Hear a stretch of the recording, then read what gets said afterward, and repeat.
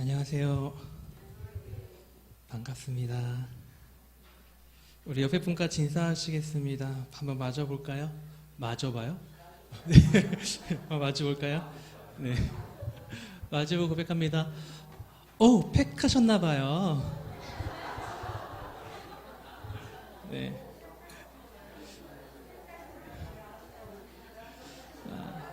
얼마 전에 보니까 요즘 시대는 하루 한 팩 시대라고 그러더라고요. 하루에 한 팩을 하는 시대.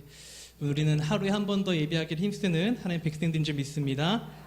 우리 같이 말씀 보겠습니다. 시편 94편입니다. 시편 94편 14절부터 19절까지 말씀입니다. 제 성경으로 구약성경 871쪽입니다. 시편 94편 14절부터 19절까지 말씀입니다. 우리 살아계신 하나님 말씀 다 같이 받들어 보도록 하겠습니다. 시작.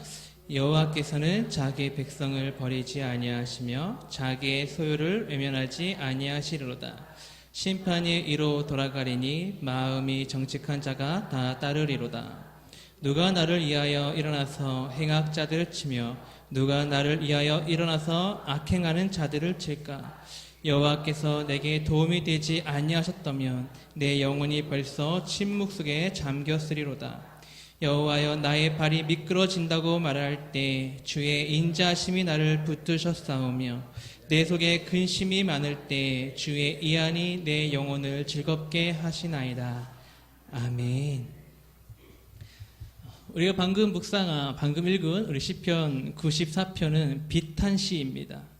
비탄시라는 것은 악인들의 행악과 압제로 인하여 하나님의 거룩한 공동체인 이스라엘 백성이 붕괴의 위기에 처했을 때 지은 시들을 우리는 비탄시라고 말합니다. 그렇기 때문에 시편 94편 우리 1절에서 시인이 아주 강한 어조로 하나님을 복수의 하나님으로 부르고 있습니다. 우리 1절 말씀 다 같이 보도록 하겠습니다. 여호와여, 복수하시는 하나님이여, 복수하시는 하나님이여, 빛을 비추어 주옵소서. 지금 시인은 먼저 하나님을 여호와로 부르면서 시편을 시작하고 있습니다. 우리가 잘 알다시피 여호와라는 호칭은 언약을 맺으시고 신실하게 이루시는 하나님을 뜻하는 바로 칭호가 여호와입니다. 그러기에 다른 호칭이 아니니 여호와라는 호칭으로 간구를 시작했다는 것, 그것은 시인이 철저하게 이스라엘에 대한 하나님의 언약을 근거로 기도하고 있음을 뜻합니다.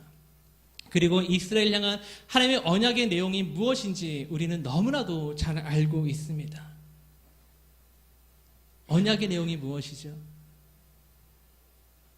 네, 그 첫 시작 아브라함, 그 앞에 있는 언약도 있지만 아브라함의 언약을 토대로 하여 또한 다윗과 또한 많은 선지자들 통해 하나님께서는 줄곧 이스라엘 백성들에게 언약을 맺으시죠.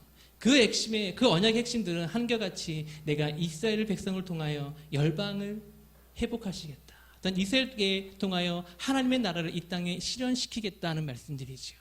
그리고 그 언약의 핵심은 바로 메시아입니다. 그러기에 이스라엘 백성들에게 있어 이스라엘의 무너짐은 도저히 있을 수 없는 일이 됩니다. 이스라엘의 무너짐은 곧 하나님의 무너짐이 되기 때문입니다. 그런데 여러분, 성경은 저와 여러분 역시 아브라함의 후손이다 라고 말하죠. 오늘날 이 땅을 살아가는 영적 이스라엘이다 라고 말하고 있습니다. 우리가 어떻게 아브라함의 후손이 되어 수 있습니까? 저와 여러분이 어떻게 영적 이스라엘로 이 땅을 살아갈 수 있습니까? 어떻게 우리가 아브라함의 후손으로 살 수 있지요? 오직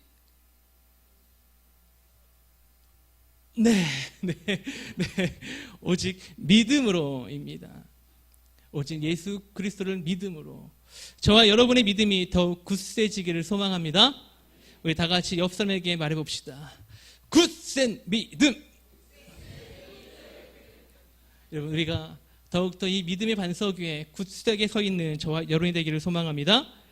이렇게 시인은 언약의 하나님을 뜻하는 여호와란 호칭으로 기도를 시작함으로 인해 여호와 하나님과 자신들을 일치시키고 있습니다. 그래서 시인이 하나님께 이스라엘을 무너뜨리고자 일어선 원수들에 대한 복수를 간구할 수 있는 것입니다. 이스라엘이 하나님과 언약으로 맺어진 하나님의 공동체, 즉 하나님과 이스라엘은 하나의 공동체이기 때문입니다. 여러분, 이것이 뜻하는 것은 우리 교회를, 여러분을 이 세상이 궁극적으로 사탄이 결단코 무너뜨릴 수 없음을 뜻합니다. 왜입니까? 하나님께서 우리 교회와 함께 하시기 때문입니다. 하나님께서 저와 여러분과 함께 하시기 때문입니다. 하나님께서 함께 하시기 때문에 우리 교회는 결단코 무너지지 않습니다.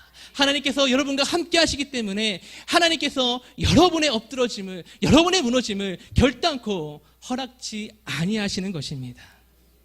무엇보다 저와 여러분을 향한 그 언약의 핵심은 우리가 잘 알다시피 십자가라고 성경은 말하고 있습니다. 십자가 위에 흘린 그 피로 우리 교회를 사셨고 저와 여러분을 사셨다라고 말하고 있습니다. 그렇기 때문에 하나님이 결단코 저와 여러분을 포기할 수 없으신 줄 믿습니다. 원하는 것은 여러분의 가정 위에 이 은혜가 이루어지기를 소망합니다. 여러분, 가정 위에 하나님의 임재와 역사가 함께 하심이 날마다 새롭게 일어나는 은혜의 현장이 되어지기를 소망합니다. 그런데 하나님의 복수를 시인은 간구하면서 1절 하반부에 무엇을 비추어 달라고 말하고 있습니까? 빛을 비추어 달라고 말하고 있습니다. 왜? 하나님께서 검을 휘둘러서 대적을 쳐달라는 것도 아니고, 하나님께서 엘리야 같이 하늘에서 불을 내려서 그들을 멸하여달라는 것이 아니라 왜 빛을 비추어 주실 것을 요구했을까요?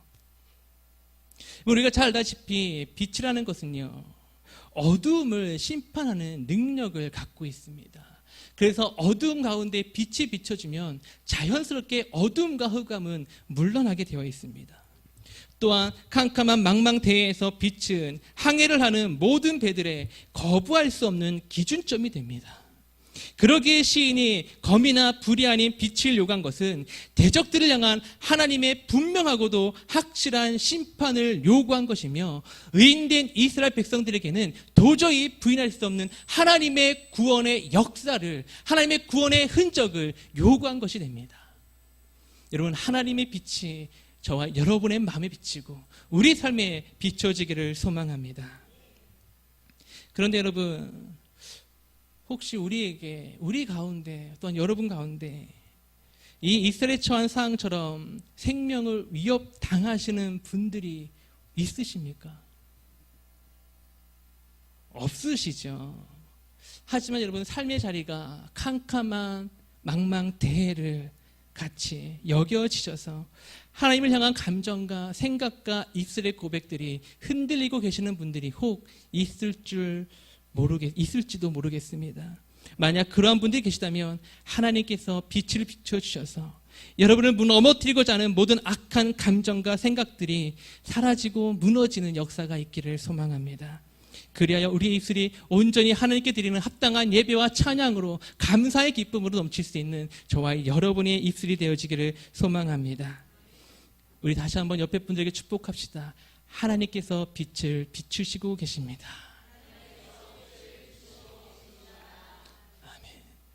네, 이 멘트가 제가 너무나 좋아서 우리 딸리한테 아까 집에 밥 먹으면서 별이야, 하나님께서 빛을 비춰주시길 소망한다 얘기했어요. 그랬더니 갑자기 별이가 하나님이 아빠 얼굴에 빛을 비췄으면 좋겠어요 그러는 거예요. 왜 다른 것이 내 얼굴이냐?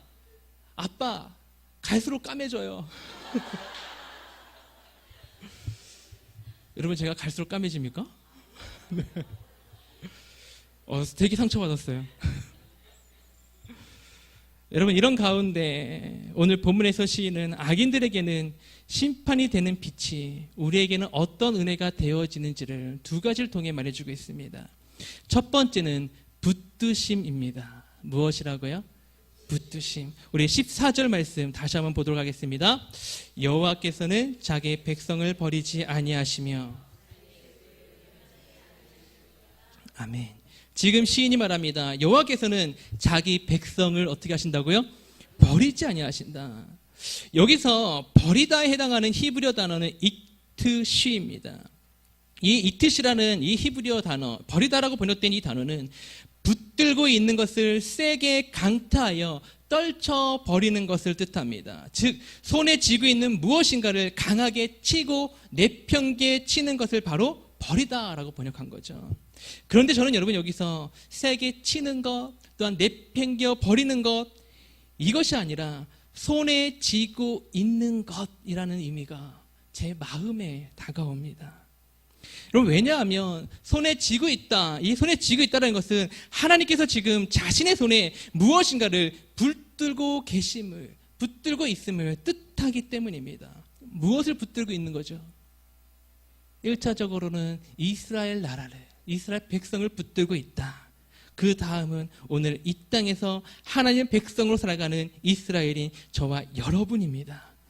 여러분 하나님께서 저와 여러분을 붙들고 계십니다. 단순히 자신의 손에 올려놓으신 것이 아니라 붙들고 계시다는 것입니다. 그래서 우리가 때때로 넘어지더라도 완전히 엎드러지지 않는 것입니다. 언하기는 하나님의 붙드심이 어둠을 비치는 부인할 수 없는 빛처럼 우리 삶에 임하는 것입니다.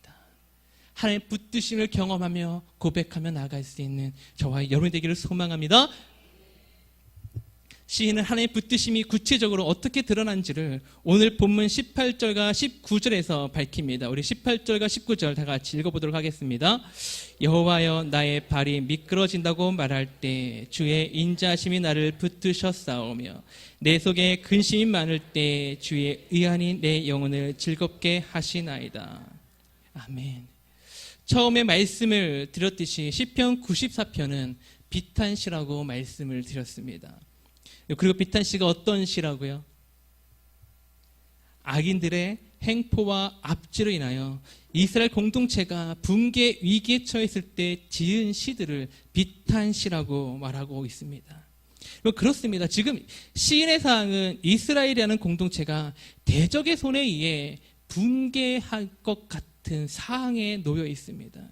그래서 시인이 18절에서 나의 발이 미끄러진다고 말했다라고 말한 것이죠. 단순한 미끄러짐을 뜻하는 단어가 아닙니다. 이 미끄러진다라는 표현은요, 도저히 그 아래가 끝이 보이지 않냐는 낭떠러지 위에서 느끼는 두려움을 말합니다. 그만큼 지금 시인이 느끼는 그 두려움과 절박함은 매우 긴박한 것이죠.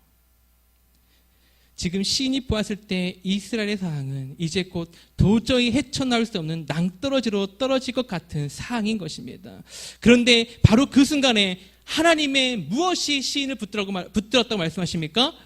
인자하심이 시인을 붙드셨다. 인자하심이 시인 자기를 붙들어 주었다라고 말하고 있습니다. 이 붙드셨다라고 번역된 단어는요, 단순하게 손을 붙들었다, 몸을 붙들었다는 뜻이 아닙니다. 이 단어는 궁극적으로 시인의 마음을 붙드셨다라는 단어예요. 마음을 붙들어 주셨다. 그리고 이 단어는 현재 진행형입니다. 여러분, 우리가 어려운 일을 당할 때, 깜깜한 일을 당할 때, 도저히 감당할 수 없는 일을 눈앞에 두었을 때 가장 먼저 무너지는 것이 무엇입니까? 우리의 마음입니다. 그렇기 때문에 시인은 말하는 거예요. 하나님이 나의 마음을 붙들어 주셨다. 내 마음이 실족하지 아니하도록 하나님이 붙들어 주셨다. 여러분, 어떠한 상황 속에 있습니까? 하나님이 여러분의 마음을 붙들어 주시고 계신 줄 믿습니다. 그래서 우리가 오늘도 어김없이 이 자리에 나와 부르짖고자 하는 것입니다. 내가 오늘 또 부르짖으리라. 내가 오늘 또 나아가리라. 왜 그런 다짐과 그런 생각을 갖게 됩니까? 하나님이 여러분이 넘어지지 않도록, 실족하지 않도록 우리의 마음을 붙들어 주고 계시기 때문입니다. 저는 이렇게 그 마음을 붙들어 주고 계시는 것을 저는 요셉을 통해 보게 됩니다. 여러분, 요셉 형들에게 버림받았지요. 아버지 야곱의 그런 무분별한 사랑이죠. 요셉 자체는 큰 사랑이지만 남들이 볼 때 너무 지나친, 너무나 차별화된 사랑이었습니다. 그 사랑이 결국 요백의 해가 되었지요. 그리고 형들에게 버림받아 애굽의 노예가 되었습니다. 그러나 요셉을 붙들고 계신 하나님의 은혜로 요셉이 보디발이라는 좋은 주인을 만났습니다. 이방 노예였던 그가 가정 총무가 되었습니다. 얼마나 감사했을까요? 얼마나 하나님의 역사가 크다고 노래할 수 있었을까? 그런데 문제가 생겼죠. 무슨 문제가 생겼습니까? 네, 그 이전에 요셉이 갈수록 너무 잘생겨지는 겁니다. 요셉이 너무 잘생긴 겁니다. 성경 말하죠. 그의 용모가 준수하고 심히 아름다웠다 라고 말하고 있습니다. 저를 너무 그렇게 쳐다보시면 네. 너무 잘생긴 게 그게 문제가 됐죠. 그래서 보디발의 아내가 어떻게 합니까? 날마다 요셉을 보고 요셉 하기 시작합니다. 요셉의 이름을 부르면서 꼬드기기 시작합니다. 여러분, 지금 주인도 누구 편입니까? 요셉의 편입니다.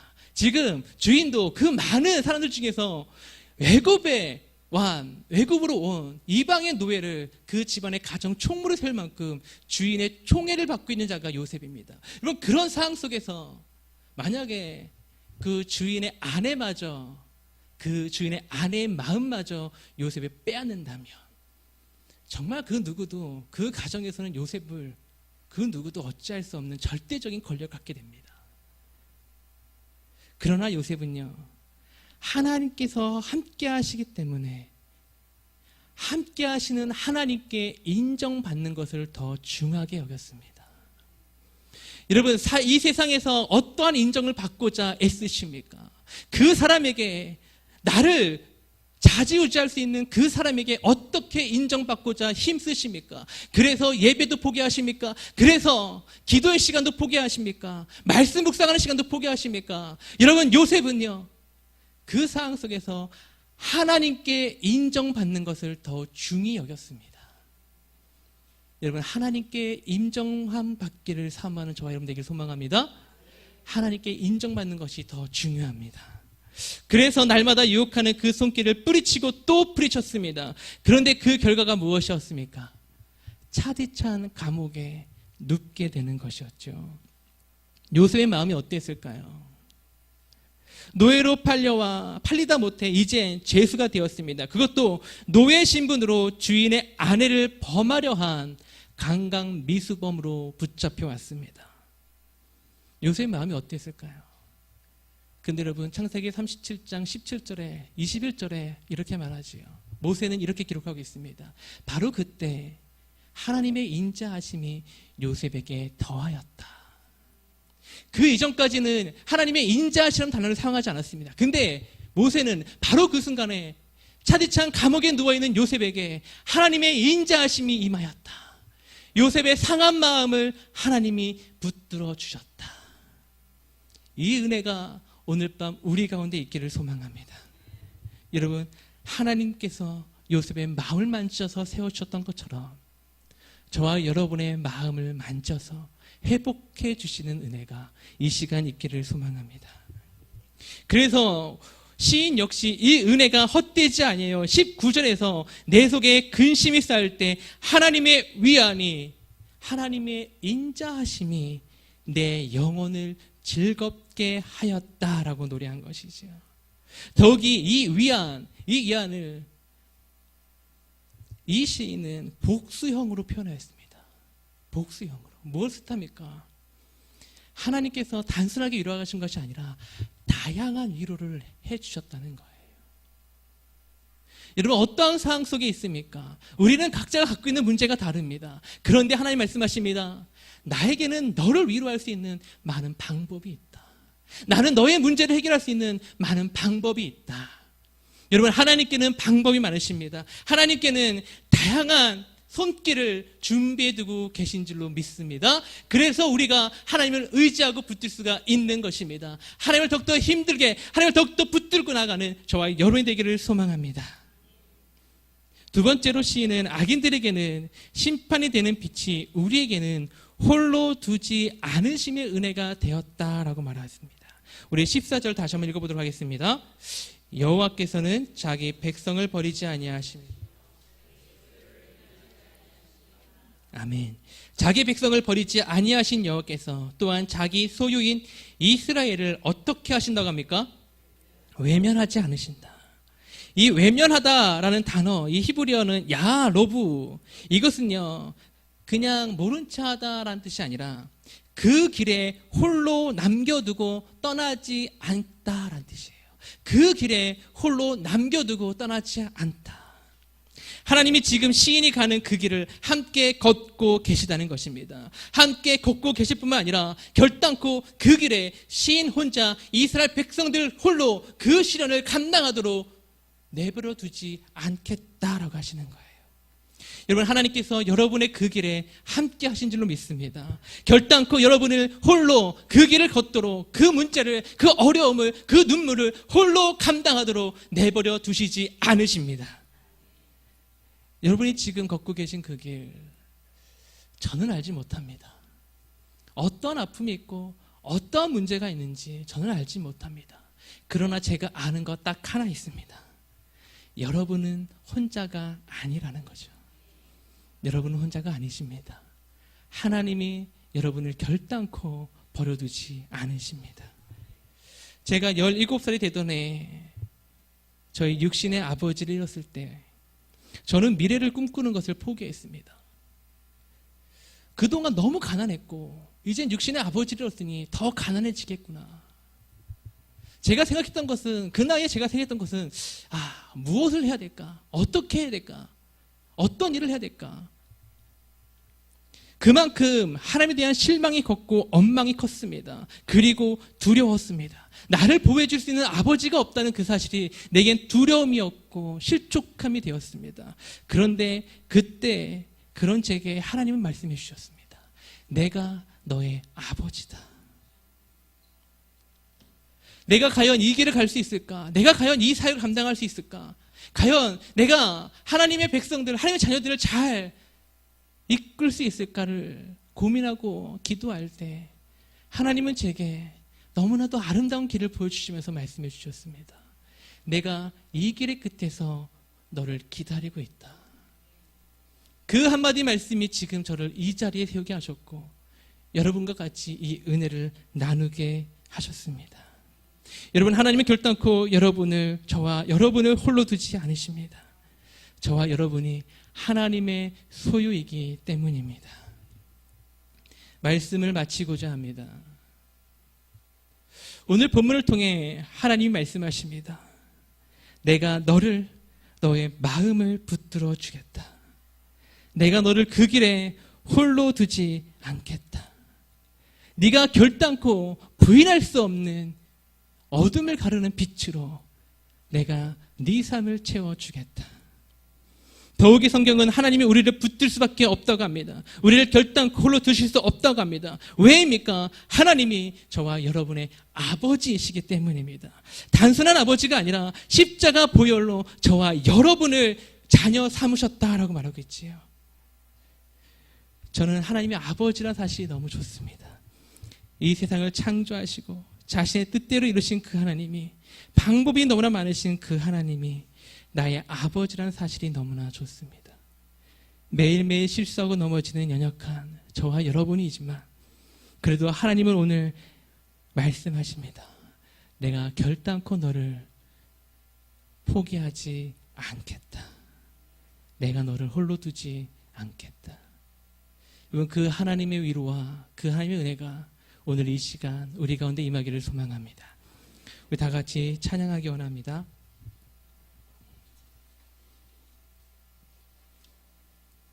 주여 우리 연약합니다. 다 같이 찬양하시겠습니다.